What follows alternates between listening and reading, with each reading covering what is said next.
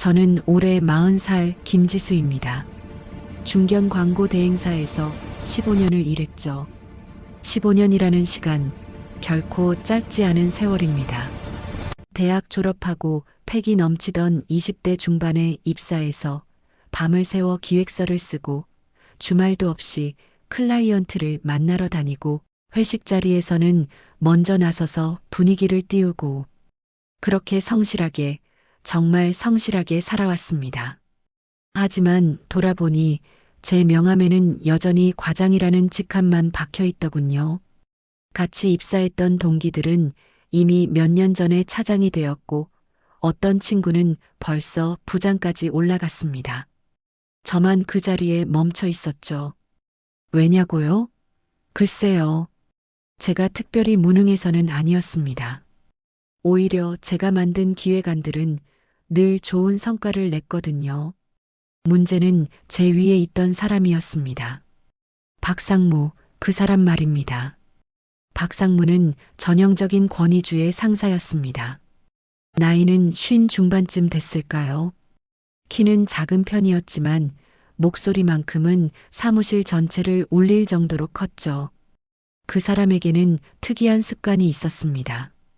위로는 비굴할 정도로 아부를 하면서 아래로는 숨 쉴 틈도 주지 않고 몰아세우는 것. 특히 저처럼 말없이 묵묵히 일하는 사람을 유독 만만하게 봤습니다. 어느 수요일 오후였습니다. 저는 일주일 동안 밤을 새워 만든 기획안을 박상무에게 보고하러 갔습니다. 새로운 화장품 브랜드의 런칭 캠페인 기획안이었는데 시장 조사부터 타겟 분석, 크리에이티브 방향까지 정말 공들여 만든 것이었죠. 박상무의 방문을 두드렸습니다. 들어와. 상무실 안으로 들어가니 담배 연기가 자욱했습니다. 회사는 금연 건물이었지만 박상무는 개의치 않았죠. 저는 기획서를 책상 위에 올려놓으며 조심스럽게 설명을 시작했습니다. 상무님, 이번 화장품 브랜드 기획안입니다. 2030 여성을 타겟으로 하되 SNS 바이럴 마케팅과 인플루언서 협업을 중심으로. 박상무는 제 말이 끝나기도 전에 기획서를 집어들더니 대충 훑어보기 시작했습니다. 그의 얼굴이 점점 굳어지는 게 느껴졌습니다. 불길한 예감이 들었죠. 그리고 그 예감은 정확했습니다. 김 과장, 이게 뭐야? 네, 그게 기획안입니다만. 이거 내가 지난주에 말한 방향이랑 완전히 다르잖아. 내가 분명히 전통미와 한국적 이미지를 강조하라고 했지? 근데 이건 뭐야? SNS? 인플루언서? 요즘 애들 감각 몰라? 아니면 나이 먹어서 머리가 굳은 거야? 사실 박상무는 그런 말을 한 적이 없었습니다. 오히려 처음 미팅 때는 트렌디하고 젊은 감각으로 가라고 했었죠. 하지만 그건 중요하지 않았습니다. 박상무에게는 자기 말이 곧 진리였고 자기가 기억하는 것이 사실이었으니까요. 죄송합니다, 상무님. 제가 잘못 이해했나 봅니다. 다시. 말을 마치기도 전에 박상무는 제 기획서를 집어 던졌습니다. 수십 장의 종이가 공중에서 펄럭이더니 사무실 바닥에 흩어졌습니다. 그중 몇 장은 제 발등 위에 떨어졌죠. 저는 그 순간 사무실 밖 복도를 지나가던 후배들의 시선을 느낄 수 있었습니다. 유리문 너머로 보이는 그들의 표정. 동정 섞인 눈빛도 있었고 안도하는 듯한 표정도 있었습니다. 나만 아니면 되라는 안도감 말이죠. 됐어. 이거 이 대리한테 넘겨. 김 과장은 그냥 뒤에서 자료 조사나 해. 나이 먹고 감 떨어졌으면 조용히 뒷전에 있는 게 회사 돕는 거야. 알겠어? 이 대리. 이준호 대리는 입사한 지 3년밖에 안 된 후배였습니다. 능력이 뛰어나다기보다는 처세술이 뛰어난 친구였죠. 박상무 앞에서는 허리가 90도로 꺾일 정도로 공손했고 늘 상무님의 말씀이 옳다며 맞장구를 쳤습니다. 주말에는 박상무와 골프를 치러 다니고 명절 때마다 비싼 선물을 갖다 바쳤습니다. 저는 아무 말 없이 무릎을 꿇고 흩어진 종이들을 주워 모았습니다. 손끝이 떨려왔습니다. 가슴속에서 뜨거운 무언가가 치밀어 올랐지만 입술을 깨물며 참았습니다. 일어서서 박상무를 봤습니다. 네, 상무님. 이해했습니다. 자료조사는 제가 맡겠습니다. 상무실을 나와 제자리로 돌아왔습니다. 주변 동료들은 모두 모니터만 뚫어지게 쳐다보고 있었습니다. 아무도 저를 쳐다보지 않았죠. 저는 그날 오후 내내 제가 일주일 밤을 새워 만든 기획안을 이 대리에게 하나하나 설명해줘야 했습니다. 그는 제 설명을 듣다가 하품을 했고 중간에 휴대폰으로 게임을 하기도 했습니다. 아, 네. 그렇게 하면 되겠네요. 김 과장님 덕분에 편하게 일하겠습니다. 그의 말투에는 고마움보다는 당연하다는 듯한 뉘앙스가 묻어났습니다. 저는 그저 고개를 끄덕였습니다. 그날 밤 11시 모두가 퇴근하고 텅 빈 사무실에 저 혼자 남았습니다. 창밖으로는 서울의 야경이 보였습니다. 저 많은 건물들 속에서 저처럼 힘들게 살아가는 사람이 얼마나 될까요? 문득 대학교 때 교수님이 했던 말이 떠올랐습니다. 직장 생활의 본질은 인간관계입니다. 능력만으로는 살아남을 수 없어요. 그때는 이해하지 못했습니다. 열심히 하면 되는 거 아닌가, 실력으로 인정받으면 되는 거 아닌가 싶었죠. 하지만 15년을 살아보니 알겠더군요. 이곳에서 저는 사람이 아니었습니다. 그저 박상무가 밟고 올라가기 위한 징검다리, 그의 화풀이, 대상, 이 대리가 편하게 일하도록 만들어주는 도구일 뿐이었습니다. 그날 밤 저는 퇴사를 고민했습니다. 하지만 현실이 발목을 잡았죠. 아파트 대출 이자가 매달 120만 원, 아이 학원비가 80만 원, 거기에 생활비까지. 이 나이에 다른 회사로 이직하기도 쉽지 않았습니다. 특히 저처럼 승진도 못한 만년 과장은 더더욱이요. 그렇게 몇 달이 흘렀습니다. 제가 밤을 새워 만든 기획안은 이 대리의 이름으로 발표되었고 좋은 성과를 냈습니다. 클라이언트는 만족했고 박상무는 본사에 이 대리를 적극 추천했습니다. 이 대리는 그 공로로 조기 승진 대상자가 되었죠. 저는 그 모든 과정을 지켜봐야 했습니다. 축하 회식 자리에서 저는 맨 끝자리에 앉아 소주잔만 기울였습니다. 박상무가 이 대리의 어깨를 두드리며 말했습니다. 이 대리, 이번 프로젝트 정말 잘했어. 역시 젊은 친구들이 감각이 있다니까. 다음 프로젝트도 내가 맡아. 이 대리는 연신 고개를 숙이며 감사하다고 말했습니다. 그리고는 슬쩍 제 쪽을 쳐다봤습니다. 그의 눈빛에는 우월감과 조롱이 섞여 있었습니다. 과장님, 이게 현실이에요. 이 바닥에서는 잘하는 것보다 잘 보이는 게 중요하거든요. 그의 눈빛이 그렇게 말하고 있었습니다. 집에 돌아와 침대에 누워서도 잠이 오지 않았습니다. 옆에서 자고 있는 아내를 봤습니다. 아내는 제가 회사에서 어떤 일을 겪는지 모릅니다. 말해봤자 걱정만 끼칠 뿐이니까요.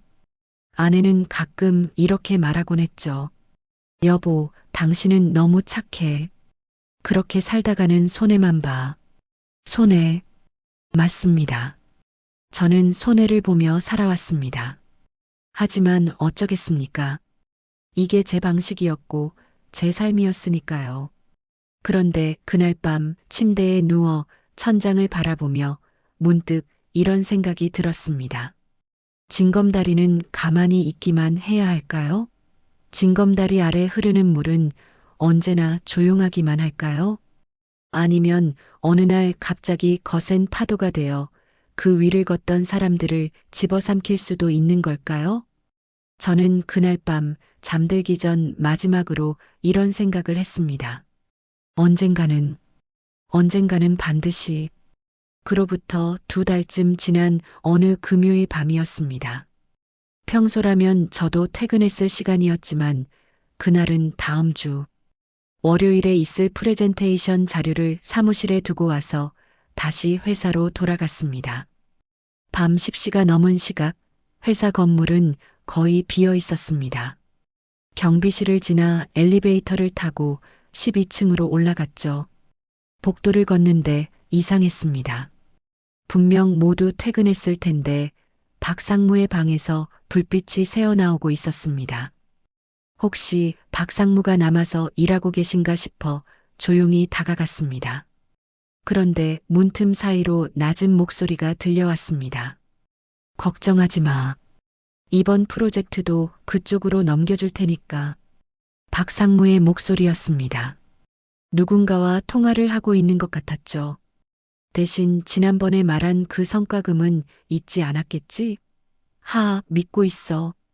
우리 이렇게 몇 년을 같이 일했는데. 다음 주 화요일 저녁 그 식당에서 봐. 응, 알았어. 통화가 끝나는 소리가 들렸습니다. 저는 재빨리 몸을 숨겼습니다. 가슴이 두근거렸습니다.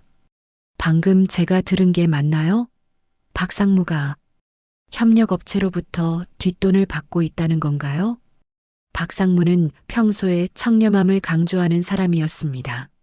신입사원 교육 때마다 강단에 서서 이렇게 말하곤 했죠. 우리 회사의 가장 중요한 가치는 투명성과 청렴함입니다. 절대로 협력업체로부터 어떤 금품도 받아서는 안 됩니다. 그런 사람이 직접 뒷돈을 받고 있었다니. 저는 상무실 문 앞에서 한참을 서 있었습니다. 안으로 들어가서 따져 물어야 할까요? 아니면 본사 감사팀에 제보해야 할까요? 하지만 곧 정신을 차렸습니다. 섣부른 행동은 오히려 저를 위험에 빠뜨릴 수 있습니다. 15년의 직장 생활이 제게 가르쳐 준 것이 있다면 그것은 인내와 타이밍이었습니다. 저는 조용히 제 자리로 가서 필요한 서류를 챙긴 뒤 아무 일 없었다는 듯 회사를 나왔습니다. 집으로 가는 지하철 안에서 저는 곰곰이 생각했습니다. 이것은 기회일 수도 있습니다. 하지만 동시에 위험하기도 했죠. 잘못 건드렸다가는 오히려 제가 불이익을 당할 수도 있었습니다. 저는 신중해야 했습니다. 다음 주 화요일 저는 일부러 야근을 했습니다. 박상무가 저녁 약속이 있다며 일찍 퇴근하는 것을 확인했죠. 그가 나간 뒤 저는 조심스럽게 상무실로 들어갔습니다. 문은 잠겨 있지 않았습니다. 박상무는 자신의 비리가 들킬 거라고는 꿈에도 생각하지 못했을 겁니다. 책상 서랍을 열었습니다. 여러 서류들이 들어 있었지만 특별한 것은 없었습니다. 그런데 맨 아래 서랍, 잠금 장치가 있는 서랍이 눈에 띄었습니다. 저는 사무실을 둘러봤습니다. 박상무는 항상 책상 옆 화분 밑에 여분의 열쇠를 숨겨두곤 했죠. 회식 자리에서 취해서 한 번 말한 적이 있었습니다. 나는 기억력이 안 좋아서 말이야. 중요한 열쇠는 항상 화분 밑에 숨겨둬. 하하. 그때는 그냥 웃고 넘어갔지만 지금 그 정보가 유용했습니다. 화분을 들춰보니 역시 작은 열쇠가 있었습니다. 서랍을 열었습니다. 그 안에는 여러 봉투들이 들어 있었습니다. 봉투를 열어보니 현금이 들어 있었고 메모지에는 날짜와 금액 그리고 유 실장이라는 이름이 적혀 있었습니다. 유 실장, 우리 회사의 주요 협력업체 중 한 곳의 실장이었습니다. 저는 재빨리 휴대폰으로 사진을 찍었습니다. 더 찾아보니 USB 하나가 나왔습니다. 컴퓨터에 꽂아봤습니다. 파일들을 열어보니 놀라웠습니다. 협력업체들과 주고받은 이메일, 계약서, 그리고 리베이트 내역들이 상세하게 정리되어 있었습니다. 박상무는 자신의 비리를 증거로 남겨두고 있었던 겁니다. 아마도 나중에 문제가 생기면 협력업체들을 협박하기 위한 보험용이었겠죠. 저는 모든 파일을 복사했습니다. 그리고 조심스럽게 모든 것을 원래대로 돌려놓고 상무실을 나왔습니다. 심장이 터질 듯이 뛰었지만 한편으로는 묘한 흥분이 느껴졌습니다. 집에 돌아와 컴퓨터 앞에 앉았습니다. 복사해온 파일들을 하나하나 열어봤습니다. 놀라운 내용들이었습니다. 박상무는 지난 3년간 총 2억 원이 넘는 뒷돈을 받아왔습니다. 매번 프로젝트를 특정 업체에 몰아주고 그 대가로 프로젝트 금액의 5%에서 10%를 리베이트로 받았던 것이죠. 그런데 여기서 한 가지 더 발견한 사실이 있었습니다. 유 실장과 박상무의 관계는 단순히 업무적 관계가 아니었습니다. 이메일을 보니 둘은 연인 관계였습니다. 박상무는 유 실장에게 프로젝트를 몰아주고 유 실장은 그 대가로 리베이트를 챙겨줬던 겁니다. 더러운 거래였죠. 저는 고민에 빠졌습니다. 이 증거를 가지고 어떻게 해야 할까요? 당장 감사팀에 제보할까요? 하지만 그렇게 하면 박상무는 즉시 숙청되겠지만 저 또한 회사에서 버티기 어려워질 겁니다.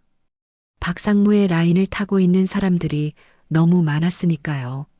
아니면 이것을 협상 카드로 사용할까요? 박상무에게 접근해서 저를 승진시켜달라고 요구하는 건 어떨까요?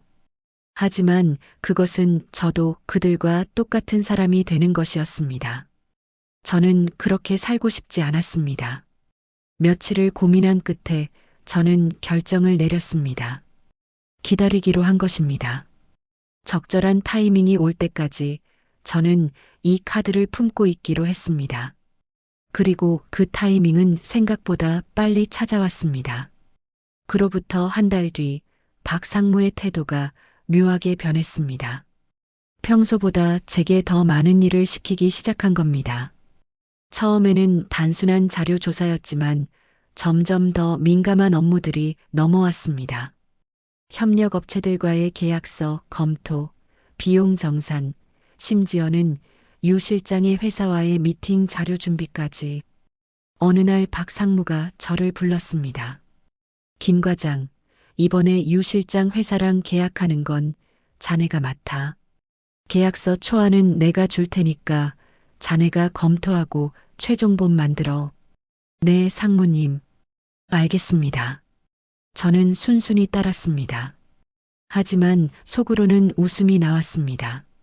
박상무는 제게 자신의 비리에 대한 공범 역할을 시키고 있었던 겁니다. 아마도 혹시 모를 상황에 대비해 저도 연루시켜 함께 묶어두려는 의도였겠죠. 하지만 박상무는 몰랐습니다. 저는 이미 모든 것을 알고 있었고 모든 증거를 확보하고 있다는 사실을요. 저는 일부러 더 적극적으로 일했습니다. 박상무가 시키는 대로 계약서를 만들고 유 실장과의 미팅을 주선하고 심지어는 리베이트 수수 일정까지 조율해줬습니다. 박상무는 점점 저를 신뢰하기 시작했습니다. 김 과장, 역시 자네가 일은 제대로 하는구먼. 그동안 내가 좀 심하게 대했나? 미안하네. 앞으로는 좀 더 잘 챙겨주지. 거짓말이었습니다. 박상무는 저를 챙겨줄 생각이 전혀 없었습니다. 단지 저를 자신의 비리에 깊숙이 끌어들여 나중에 문제가 생기면 함께 책임을 지게 만들려는 계산이었죠. 하지만 저도 계산하고 있었습니다. 박상무가 저를 신뢰하면 할수록 제가 수집할 수 있는 증거는 더 많아졌습니다. 저는 모든 계약서, 모든 이메일, 모든 미팅 내용을 빠짐없이 기록하고 저장했습니다. 그러던 어느 날 유 실장이 저를 따로 불렀습니다. 회사 근처 카페에서 만나자고 했죠. 조금 긴장되었지만 저는 약속 장소로 갔습니다. 김 과장님, 커피 한잔 하시죠. 유 실장은 40대 초반으로 보이는 여성이었습니다. 외모는 단정했지만 눈빛은 날카로웠습니다. 그녀는 커피를 한 모금 마시더니 직설적으로 말했습니다. 과장님, 요즘 박 상무님 일을 많이 도와주신다면서요? 아, 네. 상무님께서 시키시는 일들을 하고 있습니다. 과장님은 참 조용하신 분이더라고요. 그런데 조용한 사람이 가끔은 더 무섭잖아요. 유 실장의 눈빛이 날카로워졌습니다. 그녀는 저를 경계하고 있었습니다. 무슨 말씀이신지. 과장님이 요즘 박 상무님 일을 너무 많이 알게 되셔서 말이에요. 혹시 이상한 생각하시는 건 아니죠? 협박이었습니다. 유 실장은 제가 박 상무의 비리를 알고 있을지도 모른다고 의심하고 있었습니다. 저는 최대한 담담하게 대답했습니다. 실장님, 저는 그저 제 일을 할 뿐입니다. 다른 생각은 없습니다. 그래요? 그럼 다행이네요. 과장님도 가정이 있으시잖아요. 아드님이 초등학교 5학년이라고 들었는데 아이들 키우는 게 쉽지 않죠? 명백한 협박이었습니다. 제 가족까지 조사했다는 뜻이었죠. 그 순간 저는 이 사람들이 얼마나 비열한지 다시 한번 깨달았습니다. 네, 그렇습니다. 그래서 더욱 조심히 살려고 합니다. 잘 생각하셨어요. 조심히 사는 게 최선이에요. 특히 이 바닥에서는 말이죠. 카페를 나오며 저는 주먹을 꽉 쥐었습니다. 손톱이 손바닥을 파고들었지만 아프지 않았습니다. 오히려 분노가 저를 더 차갑게 만들었습니다. 집에 돌아와 아들을 봤습니다. 숙제를 하고 있는 아들의 뒷모습. 저는 다짐했습니다. 이 아이를 지키기 위해서라도 저는 반드시 이겨야 한다고. 하지만 서두르지 않을 것입니다. 준비가 완벽하게 끝날 때까지 기다릴 것입니다. 석 달이 흘렀습니다. 그동안 저는 박 상무의 충실한 부하가 되어 있었습니다. 그가 시키는 일은 무엇이든 묵묵히 수행했고 불평 한마디 하지 않았습니다. 박 상무는 점점 저를 신뢰했고 급기야는 자신의 개인적인 일까지 맡기기 시작했습니다. 김 과장, 이거 좀 봐줘. 내 개인 계좌 정리 좀 해야 하는데. 박 상무가 건넨 서류들은 그의 비자금 관리 내역이었습니다. 여러 은행에 분산되어 있는 계좌들, 그리고 그 돈의 출처들. 이건 완전한 증거였습니다. 박 상무는 제게 자신의 목을 죄의 밧줄을 직접 건네고 있었던 겁니다. 네, 상무님. 잘 정리해드리겠습니다. 저는 모든 내용을 꼼꼼히 복사하고 저장했습니다. 이제 저에게는 결정적인 증거들이 충분했습니다. 하지만 아직 때가 아니었습니다. 저는 더 큰 기회를 기다리고 있었습니다. 그리고 그 기회는 곧 찾아왔습니다. 어느 월요일 아침 전사 메일이 하나 왔습니다. 그룹 차원의 대형 프로젝트 공고였습니다. 국내 최대 제약회사의 신약 런칭 캠페인. 계약 규모가 무려 500억 원에 달하는 초대형 프로젝트였죠. 이 프로젝트를 따내는 팀의 임원은 자동으로 승진이 확정되는 말 그대로 대박건이었습니다. 박 상무는 그날 하루 종일 들떠 있었습니다. 임원 회의에서 돌아온 그의 얼굴에는 흥분이 가득했습니다. 김 과장, 이번 프로젝트 우리 팀이 맡게 됐어. 이거 성공하면 나 전무 확정이야. 전무. 축하드립니다, 상무님. 자네도 이번에는 제대로 보상받을 거야. 내가 전무되면 자네 차장 달아줄게. 그동안 고생 많았잖아.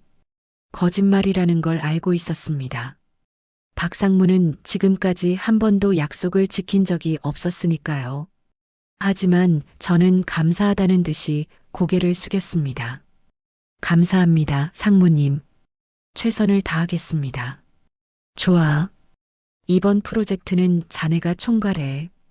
기획부터 실행까지 모두 자네 손을 거쳐야 해. 대신 대외적으로는 이 대리가 주도하는 걸로 하자. 자네도 알다시피 이 대리가 내 라인이잖아. 그 친구 얼굴도 좀 세워줘야지. 역시나였습니다. 또다시 제공을 가로채려는 수작이었습니다. 하지만 이번에는 달랐습니다. 이번에는 제가 준비가 되어 있었습니다. 네, 상무님. 이해합니다. 상무님께서 전무님으로 올라가시는 길인데 제가 무엇인들 못하겠습니까? 저는 그날부터 밤낮 없이 일했습니다.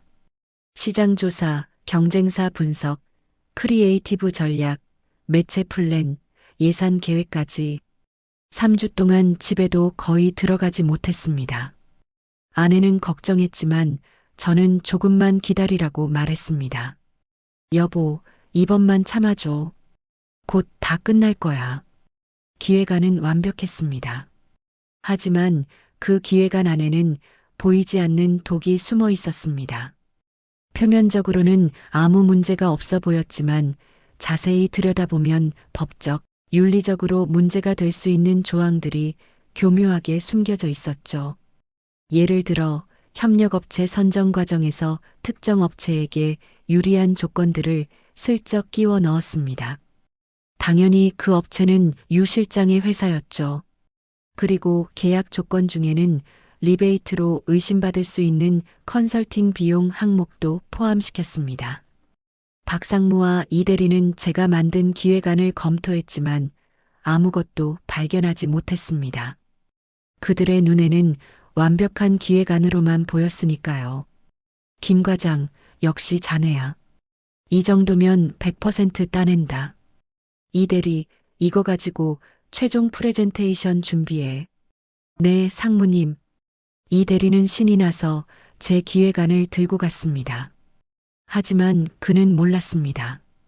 그 기획안이 자신의 무덤이 될 거라는 사실을요. 동시에 저는 회사 내부에서 움직이기 시작했습니다. 감사팀의 김 차장과 우연을 가장해 점심을 먹었습니다. 김 차장은 원칙주의자로 유명한 사람이었죠. 김 과장님, 요즘 어떠세요? 들리는 소문에 큰 프로젝트 맡으셨다면서요? 아, 네. 그런데 차장님, 혹시 프로젝트 진행하면서 윤리적으로 애매한 부분이 있으면 어떻게 해야 하나요? 당연히 보고해야죠. 우리 회사는 컴플라이언스를 가장 중요하게 여기잖아요. 그렇죠. 그런데 만약 그게 임원과 관련된 일이라면요? 김 차장의 표정이 진지해졌습니다. 그래도 보고해야 합니다. 오히려 임원일수록 더 엄격하게 봐야 하죠. 혹시 뭔가 발견하셨어요? 아니요. 그냥 만약의 경우를 여쭤본 겁니다. 하지만 김 차장은 눈치챘을 겁니다. 제가 무언가를 알고 있다는 것을요. 저는 씨앗을 심었습니다. 때가 되면 그 씨앗이 자라날 것입니다.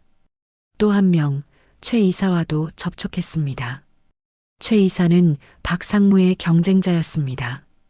같은 승진 후보였지만 박상무에게 밀려번번이 고배를 마셨죠. 최 이사는 박상무를 싫어했고 그를 끌어내리고 싶어 했습니다. 김 과장, 박상무 밑에서 일하기 힘들지? 나도 예전에 같이 일해봐서 아는데 그 사람 스타일이 좀 그렇지. 이사님, 그냥 제 일만 하려고 합니다. 현명하네. 근데 말이야, 혹시 박상무가 이상한 일 하는 거 본 적 없어? 그 사람 뭔가 구린 데가 있을 것 같은데. 저는 천천히 미끼를 던졌습니다. 글쎄요. 협력 업체들과 좀 친하게 지내시는 것 같기는 한데요. 얼마나 친하게? 제가 확실히 아는 건 아니지만 유 실장이라는 분이 자주 연락하시더라고요. 최 이사의 눈이 반짝였습니다. 그는 냄새를 맡았습니다. 그래. 나도 한번 알아봐야겠네. 저는 2개의 폭탄을 심어 놓았습니다. 하나는 감사팀, 하나는 최 이사. 이제 타이밍만 맞추면 되었습니다. 그런데 이 과정에서 저는 한 가지를 몰랐습니다. 최 이사 역시 깨끗한 사람이 아니라는 사실을요. 그도 박상무와 비슷한 방식으로 뒷거래를 해왔고 단지 박상무보다 더 교묘했을 뿐이었습니다. 하지만 그건 나중에 알게 된 사실입니다. 드디어 D-데이가 다가왔습니다. 대형 프로젝트의 최종 보고회, 그리고 인사위원회가 열리는 날이었습니다. 박상무는 아침부터 들떠 있었습니다. 김 과장, 오늘만 잘 넘기면 돼. 오늘 끝나면 회식하자. 내가 쏜다.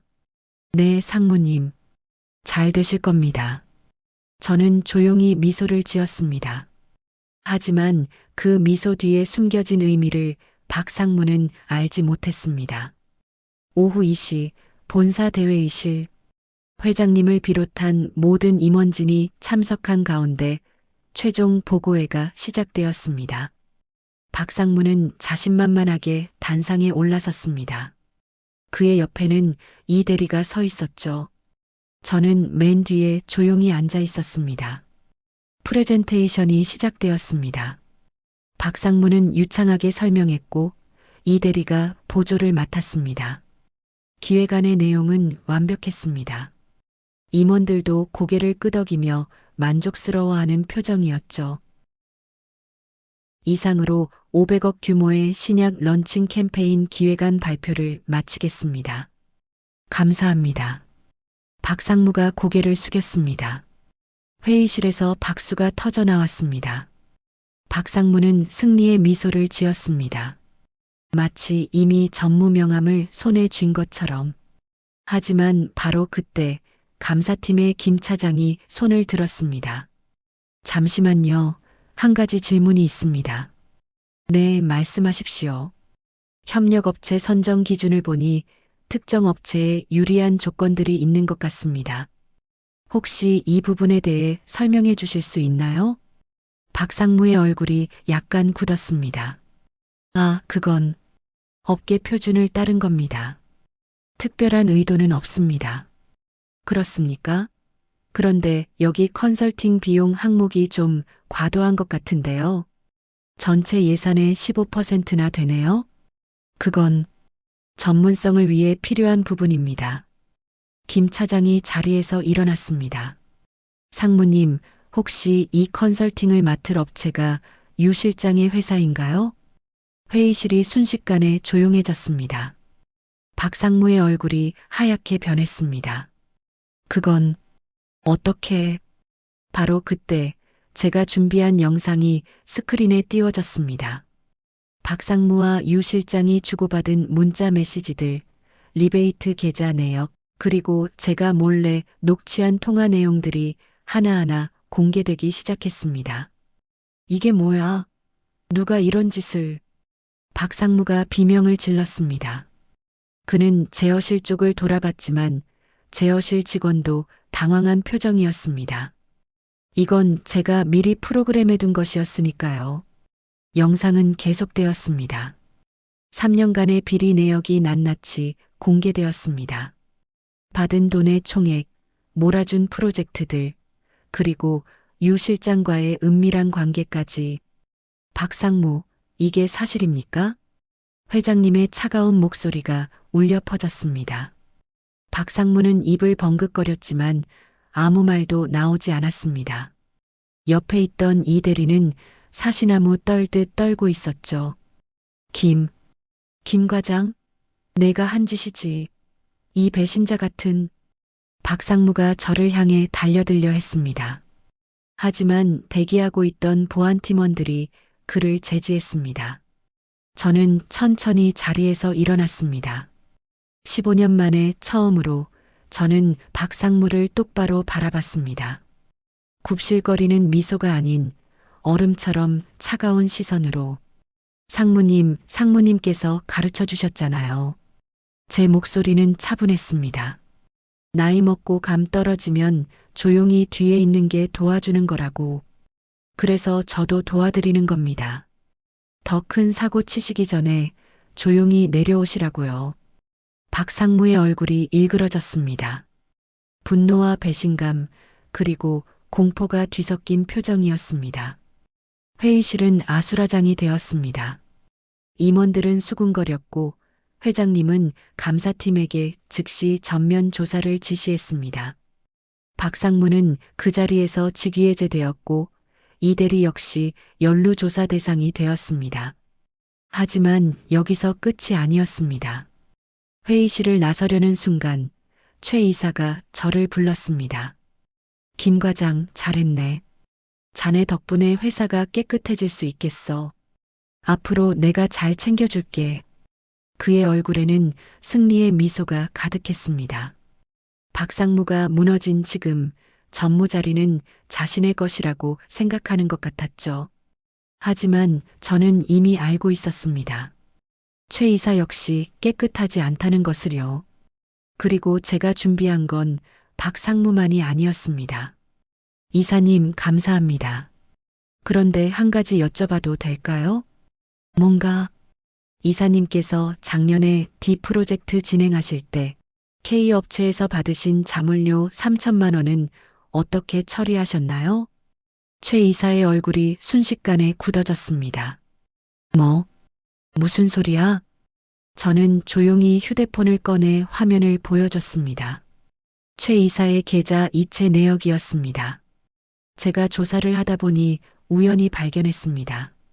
이사님께서도 박상무와 비슷한 방식으로 리베이트를 받으셨더군요.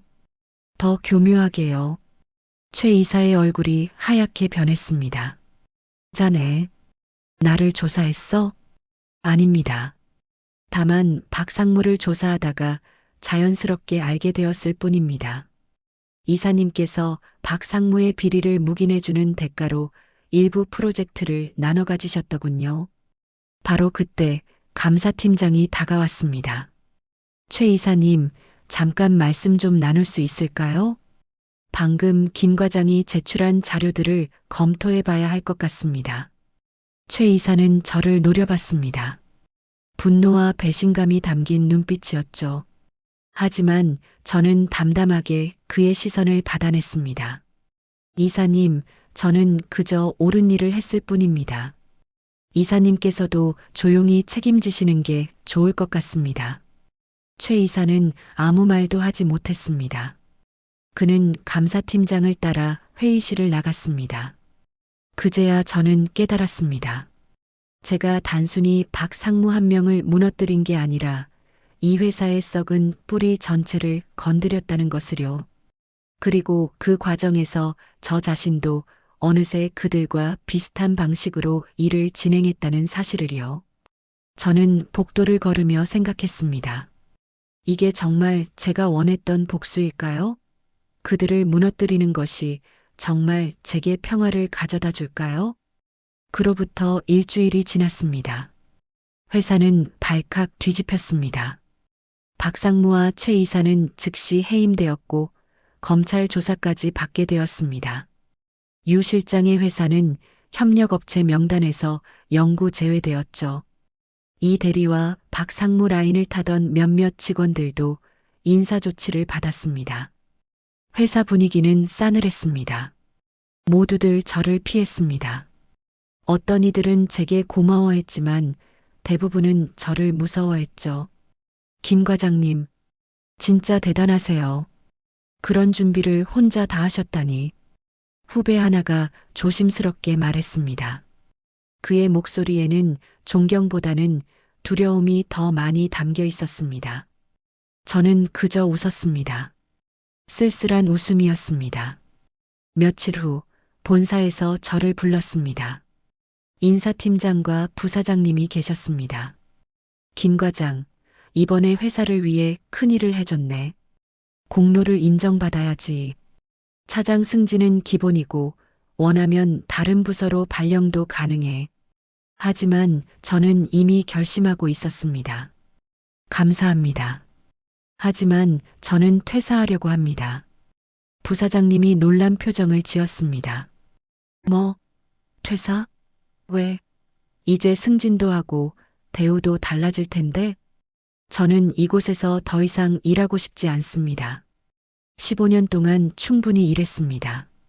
이제 제 인생을 살고 싶습니다. 하지만, 그리고 한 가지 요청이 있습니다. 저는 서류 봉투를 꺼냈습니다. 박상무가 제공을 가로채며 받았던 성과급과 보너스들, 이에 대한 법적 근거를 정리했습니다. 제게 돌아와야 할 정당한 보상입니다. 서류를 검토하던 인사팀장이 고개를 끄덕였습니다. 확인해 보니 맞습니다. 과거 3년간의 프로젝트 실적을 보면 김 과장님이 실질적인 작업자였습니다. 약 8천만 원 정도가 정산되어야 할 것 같습니다. 감사합니다. 그 돈으로 작은 사무실을 차리려고 합니다. 일주일 후 저는 정식으로 퇴사했습니다. 마지막 날 사무실을 정리하는데 몇몇 후배들이 찾아왔습니다. 그중 한 명이 울먹이며 말했습니다. 과장님 죄송해요. 저희가 과장님이 힘든 줄 알면서도 모른 척 했어요. 저희도 제 앞가림하느라. 저는 그 후배의 어깨를 두드렸습니다.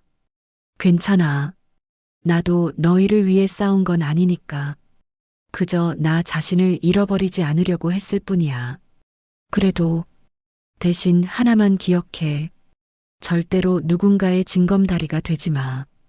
그리고 누군가를 징검다리로 만들지도 마. 그게 진짜 실력이고 진짜 성공이야. 사무실을 나서며 마지막으로 뒤를 돌아봤습니다. 15년을 보낸 곳. 기쁨도 있었고 슬픔도 있었던 곳. 하지만 이제는 떠나야 할 곳. 건물 밖으로 나오니 따스한 햇살이 얼굴을 감쌌습니다. 가을 햇살이었습니다. 15년 만에 처음 느껴보는 자유로움이었습니다. 휴대폰이 울렸습니다. 아내의 전화였습니다. 여보, 퇴사 절차 다 끝났어? 응, 지금 나왔어. 고생 많았어. 집에 오면 내가 좋아하는 된장찌개 끓여놓을게. 우리 아들도 아빠 기다리고 있어.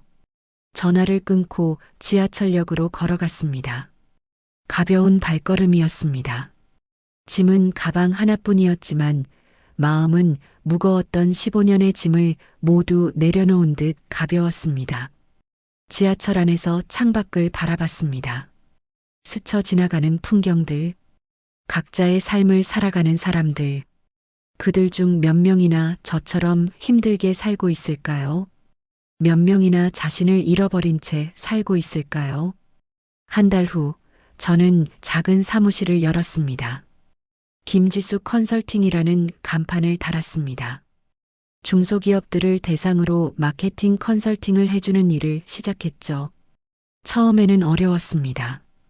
클라이언트를 찾는 것도 일을 따내는 것도 쉽지 않았습니다.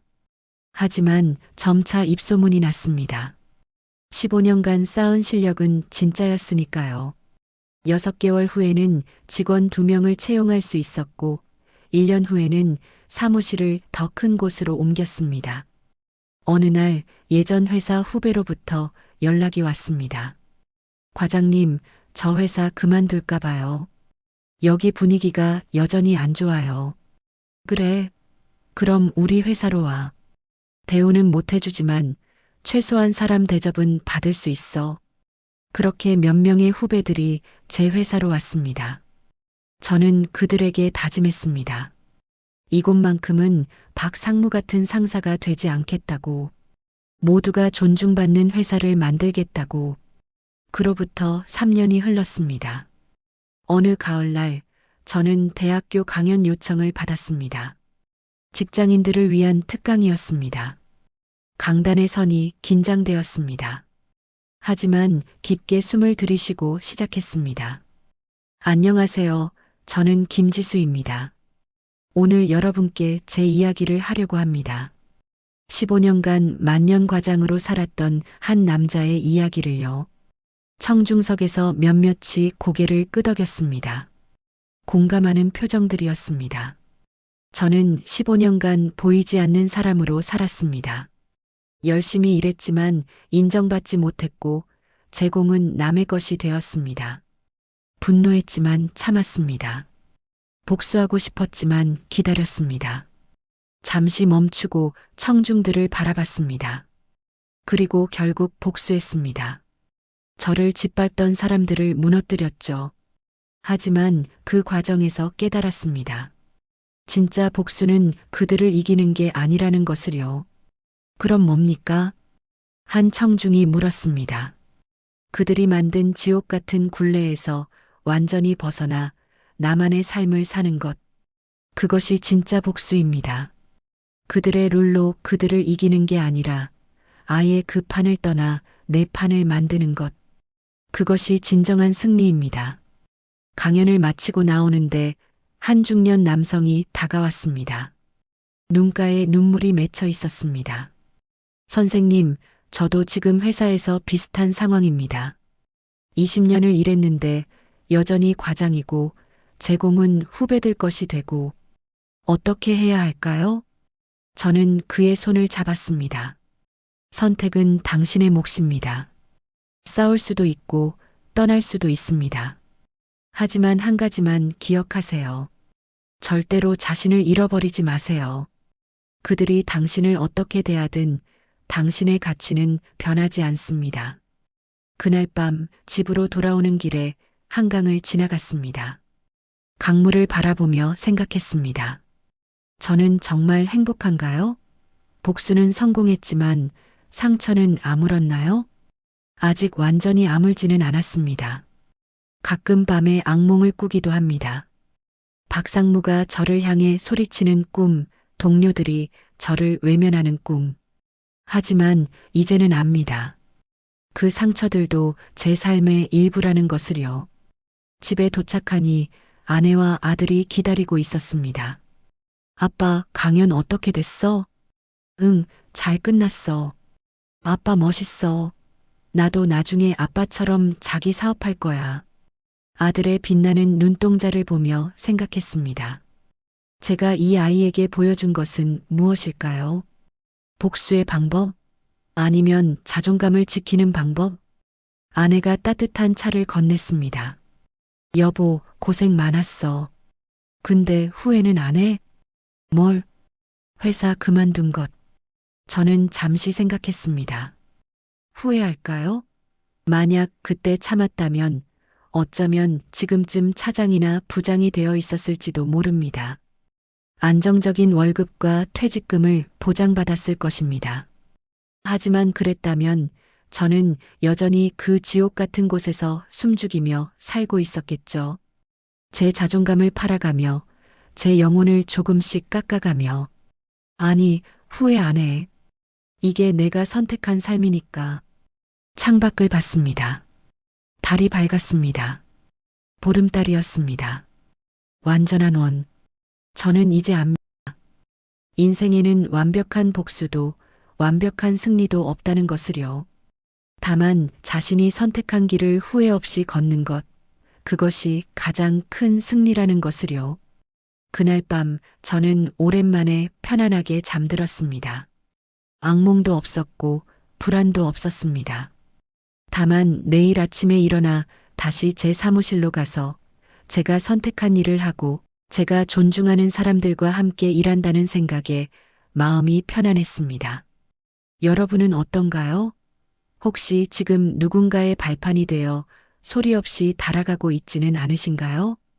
혹시 자신의 가치를 잃어버린 채 하루하루를 버티고만 있지는 않으신가요? 기억하세요. 파도는 가장 낮은 곳에서 시작되지만 결국 가장 높은 곳을 무너뜨립니다. 그리고 진짜 승리는 그들을 무너뜨리는 게 아니라 그 파도가 되어 자유롭게 흐르는 것입니다. 제 이야기는 여기서 끝납니다. 하지만 여러분의 이야기는 지금부터 시작입니다. 어떤 선택을 하시든 절대로 자신을 잃어버리지 마세요. 그것이 제가 15년의 직장 생활과 3년의 복수 끝에 깨달은 가장 중요한 진실입니다.